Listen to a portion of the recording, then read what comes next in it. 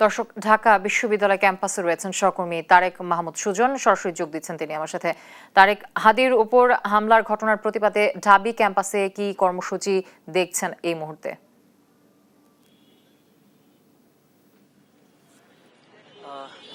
যুথি, যেমনটি জানেন, শরীফ ওসমান হাদির উপর যে নৃশংস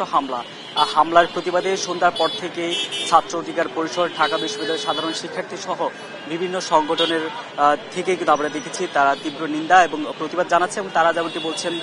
দ্রুত এই হামলার সঙ্গে যারা জড়িত তাদেরকে আইনের আওতায় আনতে হবে। আমরা দেখছি সন্ধ্যার পরপরই থেকে কয়েকটি গ্রুপ কিন্তু বিক্ষোভ মিছিল নিয়ে এই জায়গাটিতে এসে জড়ো হয়েছেন এবং তারা কিন্তু সংক্ষিপ্ত সমাবেশ করেছেন এবং তাদের মূল কথার মধ্যে যেটি রয়েছে, গণঅভ্যুত্থানের পর শরীফ ওসমান হাদি একটি জোরালো কণ্ঠস্বর ছিল এবং সন্ত্রাস বিরোধী নানা বক্তব্য কিন্তু তিনি দিতেন, যার প্রেক্ষিতে তাকে এর আগেও নানাভাবে তাকে হুমকি প্রদান করা হয়েছে, যার পরে কিন্তু তারা যেমনটি বলছেন হত্যার উদ্দেশ্যে গুলি করা হয়েছে শরীফ ওসমান হাদিকে। তারা যেমনটি বলেছেন জুলাইকে পাহারা দেওয়ার জন্য এবং সন্ত্রাসীদের থাবা থেকে দেশকে রক্ষা করার জন্য সবসময় তার যে তৎপরতা, সেই তৎপরতাই কিন্তু তার জন্য কাল হয়েছে, তাকে টার্গেট করে এই